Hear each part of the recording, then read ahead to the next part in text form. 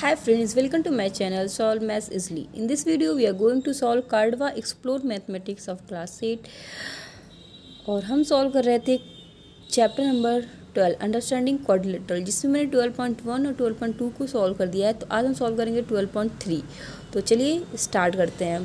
तो 12.3 आपका ये एक्सरसाइज है। तो यह 12.2 तक हमने सॉल्व कर लिया था। 12.3 पढ़ने से पहले आपको रोहम्बस के बारे में जानना होगा। जैसे कि हमने 12.2 में पैरेललोग्राम डिस्कस किया था और पैरेललोग्राम के क्वेश्चन सॉल्व किए थे, उसी तरह 12.3 में आपको रोहम्बस से क्वेश्चन सॉल्व करने पड़ेंगे। तो सबसे पहले ये जान लेते हैं रोहम्बस होता क्या है।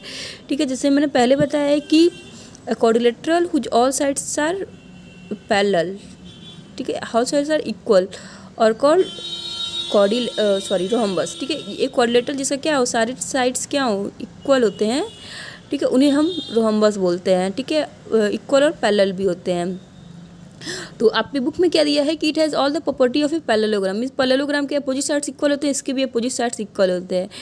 As it opposite sides are equal, ठीक है, इसके भी अपोजिट साइड्स क्या होते हैं, इक्वल होते हैं। And also that of kite expect the all the sides of kites are not equal. Means इसमें काइट की और पैरेललोग्राम की भी प्रॉपर्टी पाई जाती है। पैरेललोग्राम में अपोजिट साइड्स क्या होते हैं, पैरेलल होते हैं, इक्वल होते हैं, इसमें भी होते हैं। और काइट की भी प्रॉपर्टीज पाई जाती हैं कि इसमें अल्टरनेट साइड इक्वल होते हैं ना, तो इसमें भी अल्टरनेट साइड और सारे साइड्स मतलब इक्वल होते हैं। तो आप सिंपल सा ये डिफिनेशन पढ़ लीजिए कि a quadrilateral whose all sides are equal are called parallelogram. ठीक है, तो यहाँ पे कुछ प्रॉपर्टीज़ दी हुई हैं, इसको आपको जानना ज़रूरी है कि all four sides of rhombus are equal. चारों साइड इक्वल होते हैं, जैसे कि इसमें A B is equal to B C is equal to C D is equal to D A. और diagonal of rhombus like parallelogram bisect each other. जैसे parallelogram के diagonal क्या करते थे, दूसरे को बाइसेक्ट करते थे। मतलब कि अगर इसको हम ओ मान लेंगे तो B O is equal to O D हो जाएगा और A O is equal to O C हो जाएगा। ठीक है, बाइसेक्ट का मतलब इक्वल भागों में काटते हैं। और ये राइट एंगल पे काटते हैं। पैरेललोग्राम में राइट एंगल पे नहीं काटते हैं। इसमें क्या है, ये राइट एंगल पे क्या करते हैं, एक दूसरे को बाइसेक्ट करते हैं। ठीक है, ये राइट एंगल है। और opposite angles are of rhombus are equal. Opposite angle equal होते हैं, मतलब ये एंगल बी किसके इक्वल होगा, एंगल डी के इक्वल होगा, और एंगल सी किसके इक्वल होगा, एंगल ए के इक्वल होगा।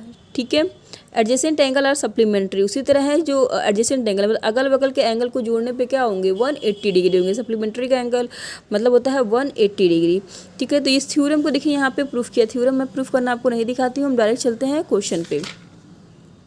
तो ये आपका एक्सरसाइज है 12.3। तो सारे क्वेश्चंस मैंने कॉपी में नोट कर लिए हैं। तो चलिए स्टार्ट करते हैं। दिया है कि ABCD एक रोहम्बस है, find the measure of angle ADC। तो सबसे पहले आपको ज्योमेट्री में आपको फिगर आपको बनाना पड़ेगा। तो हमने एक रोहम्बस बना लिया। ठीक है, तो इसका नाम रख देते हैं ABCD। ADC का मेजर हमको निकालना, मैं इनको ये फाइंड करना। अगर हमें BAC दिया है, BAC मतलब कि हमारा दिया है 55 डिग्री। तो जैसे कि आपको पता है कि अल्टरनेट एंगल क्या होते हैं, सप्लीमेंट्री होते हैं। तो सॉल्व कैसे करेंगे आप, सॉल्यूशन गिवन। ठीक है, angle BAC is equal to 55 degree. ठीक है, और angle BAC plus angle ADC is equal to होता है 180 डिग्री। रीजन में लिखेंगे alternate angle are supplementary, alternate angle are supplementary. ठीक है, या आप रीजन में लिख देंगे। BAC का वैल्यू क्या है 55, हमें ADC निकालना है। ठीक है, 180। अब ADC कितना हो जाएगा, ADC इज इक्वल टू हो जाएगा 180 माइनस 55। ये आपका 10 से 5 जाएगा 5, 7 से 5 जाएगा 2, 125। ये क्या हो जाएगा हमारा ADC की वैल्यू आ जाएगी। ठीक है, क्योंकि अपोजिट एंगल को अल्टरनेट एंगल को जोड़ने पे क्या होता है, 180 आता है। तो 180 से 55 माइनस करेंगे तो हमारा 125 एक लाइन में इसका आंसर निकल सकता है।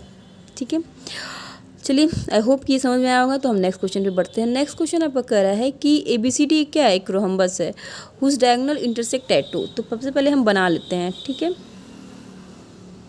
ये आपका ABCD एक रोहम्बस बनाते हैं हम, ABCD। इसका डायगोनल इंटरसेक्ट कर रहे हैं किस पे, O पे।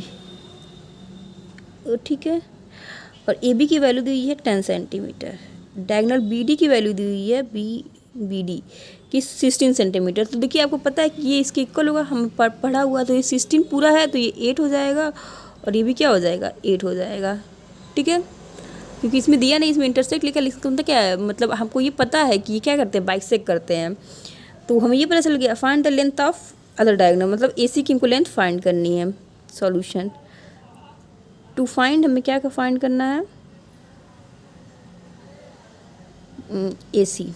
ठीक है, अब देखिए मैंने आपको बताया है कि अभी कि ये राइट एंगल पे बाइसेक्ट करते हैं। किस पे करते हैं, राइट एंगल पे बाइसेक्ट करते हैं। तो ये एक ट्रायंगल बन गया, ये इन ट्रायंगल DOC। ठीक है, देखिए AB 10 है तो क्या होगा DC भी 10 ही होगा, क्योंकि अब सारे साइड इक्वल है। DOC अगर देखिए इसमें आप पाइथागोरस का फॉर्मूला लग जाएगा, बाई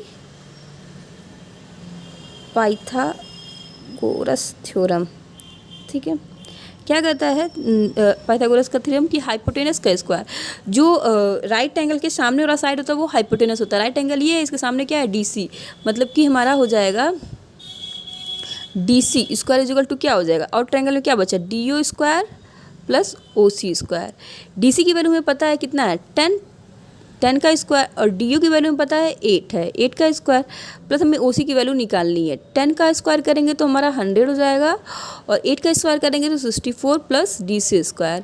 DC को यही रहने दीजिए आप, 64 इस साइड आएगा तो आपका प्लस है तो ये माइनस हो जाएगा, आपका हो जाएगा 36 बचेगा। DC स्क्वायर इक्वल टू हो गया हमारा 36। DC की वैल्यू आ जाएगी हमारी क्या, DC की वैल्यू आ जाएगी 6 सेंटीमीटर। इसका रूट निकालेंगे 36 का तो 6 centimetre.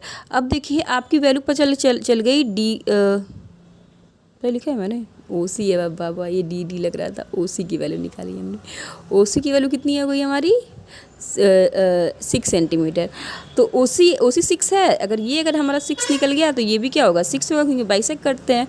Therefore AC is equal to क्या हो जाएगा 6 2 जा 12 सेंटीमीटर। ठीक है, फिर से बता देती हूँ कैसे करना है कि हमें पता है कि सारे साइड्स इसको इक्वल होते हैं रोम्बस के। ये 10 था तो ये भी 10 होगा, और जो डायगोनल होते हैं वो बाइसेक्ट करते हैं। मीन्स ये पूरे DC की DB की वैल्यू कितनी दी हुई है हमारी 16 दी हुई है तो ये 8 हो गया और ये 8 हो गया। हमें OC की वैल्यू निकालनी थी, तो हमको पता है कि DOC एंगल क्या होगा 90 डिग्री होगा, क्योंकि ये बाइसेक्ट कर रहा है 90 डिग्री पे। ठीक है, तो हमने पाइथागोरस का थ्योरम 90 डिग्री मतलब राइट एंगल ट्रायंगल में लगा दिया। तो हमने देखा जो राइट एंगल के सामने वाला साइड होता है वो हाइपोटेनस होता है, तो यहाँ हाइपोटेनस हमारा DC था, और equal to DO square plus OC square होता है। DC की वैल्यू दी थी 10, इसकी वैल्यू दी थी 8, तो हमने सॉल्व किया तो OC की वैल्यू निकल गई 6 सेंटीमीटर। OC की वैल्यू निकल गई तो वो भी 6 सेंटीमीटर होगा, तो AC कितना हो जाएगा 6 प्लस 6 मतलब 12 सेंटीमीटर। तो आई होप आपको ये समझ में आ गया होगा। नेक्स्ट क्वेश्चन चलते हैं हम। If the diagonal of rhombus are इतना एंड इतना, find the length of the side. तो अब देखिए क्या करते हैं, एक रोम्बस बना लीजिए। एक रोम्बस बन गया, इसका नाम रख दिया ABCD। अब ये आपका डायगोनल, ये क्या है 12 सेंटीमीटर है एक, और एक थी 12 को हमने 6 बना दिया और इसको 8 बना दिया, 8 सेंटीमीटर ए से। साइड निकालना है आपको, ये पता है ये 90 डिग्री पे बाइसेक्ट करते हैं। ठीक है, सॉल्यूशन लिखिए। टू फाइंड, हमें फाइंड क्या करना है AB। ठीक है, टू फाइंड AB क्या हमें क्वेश्चन मार्क है, तो कर लीजिए in right angle triangle, right angle triangle वो रख दीजिए इसको DOC। DC का स्क्वायर राइट एंगल के सामने क्या है DC है, DC का स्क्वायर इज इक्वल टू क्या हो जाएगा DO का स्क्वायर प्लस OC का स्क्वायर।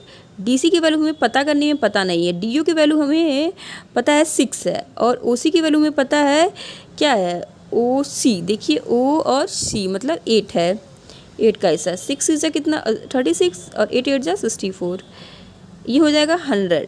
DC स्क्वायर आपकी कितनी आ गई 100। DC की वैल्यू निकालने के 100 का स्क्वायर रूट 10, तो 10 सेंटीमीटर आपकी क्या आ गई DC की वैल्यू। तो AB कितना हो जाएगा AB is equal to BC is equal to DC is equal to DA is equal to कितना आ गया 10 सेंटीमीटर, जो आपका आंसर हो गया। हमें करना कुछ नहीं था, हमने सिर्फ क्या करना है राइट ये जान लेना है कि जो रोम्बस के डायगोनल होते हैं वो बाइसेक्ट करते हैं दूसरे को, राइट एंगल ट्रायंगल। तो एक राइट एंगल ट्रायंगल हम कोई भी ले सकते हैं, आप चाहे तो ये ट्रायंगल भी ले सकते हैं, ये भी ले सकते हैं, ये ले सकते हैं, कोई भी ले सकते हैं। तो हमने इसमें राइट एंगल ट्रायंगल में पाइथागोरस का थ्योरम लगा दिया है, DC² is equal to DA² is equal to OC²। हमने जब सॉल्व किया तो हमें DC की वैल्यू निकल गई 10 सेंटीमीटर, और उसी के इक्वल सारे साइड्स होते हैं कि रोम्बस के सारे साइड्स इक्वल होते हैं। नेक्स्ट क्वेश्चन है आपका, देखिए नेक्स्ट क्वेश्चन थोड़ा सा